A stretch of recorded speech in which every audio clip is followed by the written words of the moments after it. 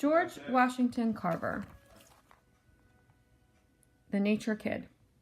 Susan Carver stood in front of her cabin home while a little boy emptied his pockets. The boy's name was George. Susan and her husband Moses had cared for George since he was a baby. George had been out wandering in the woods again. George loved the woods near the Carver farm in Missouri. He always brought back plants, insects, rocks, frogs, and an occasional reptile. Aunt Sue didn't mind that George collected things. She just didn't want his collections in the cabin. Susan and Moses Carver knew George had special gifts. Why, the young boy had planted his own gardens in the woods. He had even done experiments with the soil and sunlight. Not many farm kids did that. Most people who knew George thought he was a genius. That looks like Susan and George. I wanted to know the name of every stone and flower and insect and bird and beast. I wanted to know where it got its color, where it got its life, but there was no one to tell me. George Washington Carver. This heading is called One Smart Kid. The Carvers were determined to get George a good education, but the schools nearest to his house were for white children only. When George was about 12, he was sent to a school for African American children.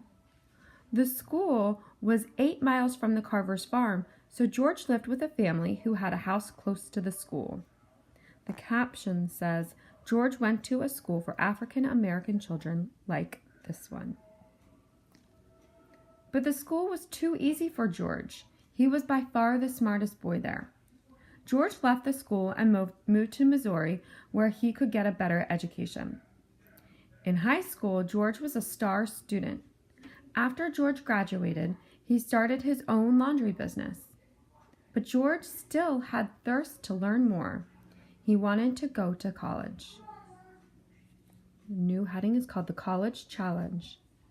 In 1885, George got a letter from a college in Highlands, Kansas, inviting him to attend. But when George arrived at college, they turned him away. They hadn't realized he was African American. Like many colleges at this time, this one was only for white students. George was very disappointed, but he kept reading and learning on his own.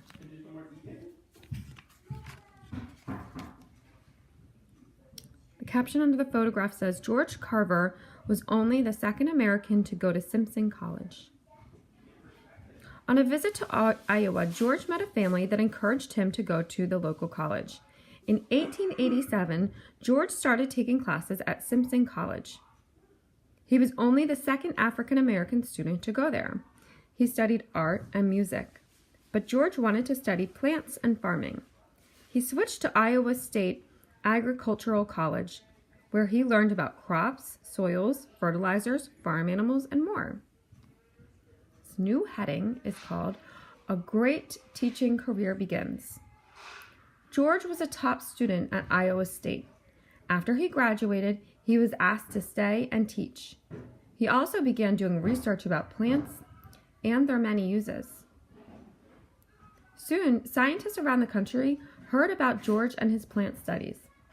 One day, a letter arrived at George's office from the famous educator Booker T. Washington, who had started a school for African Americans in Alabama called Tuskegee Institution.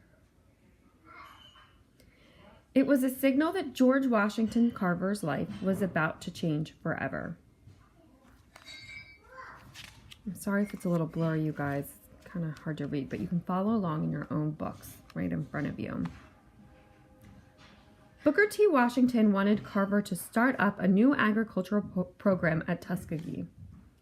It knew that most African Americans in the South were farmers. Teaching them about farming was the best way to improve their lives. Carver accepted the job even though it paid little.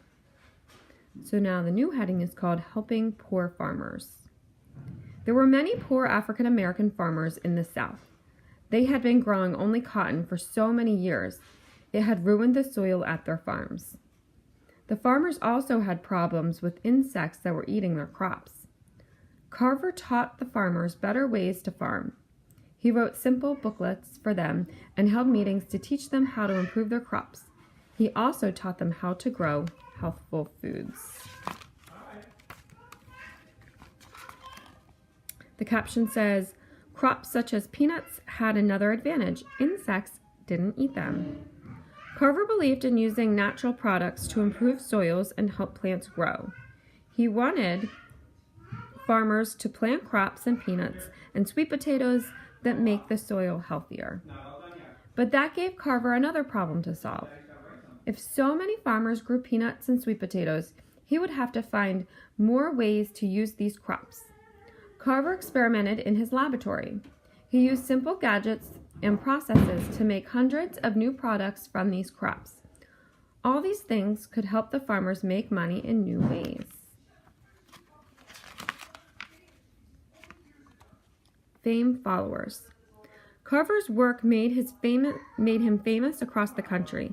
The United States government asked him to work on plant products. He was even offered a job by Thomas Edison, famous for his invention of electric light bulb. But Carver chose to stay at Tuskegee and continue his work to improve the lives of farmers. Carver kept working and teaching into his 70s. The United States Postal Service honored Carver with a stamp. George Washington Carver died in 1943 at the age of 79. He was buried at Tuskegee Institute. The following words were written on his gravestone. They say what is most important about the great man. He could have added fortune to fame, but caring for neither, he found happiness and honor in being helpful to the world.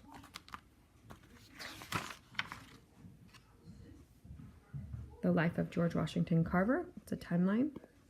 And then you'll see this week we're working on main idea and details.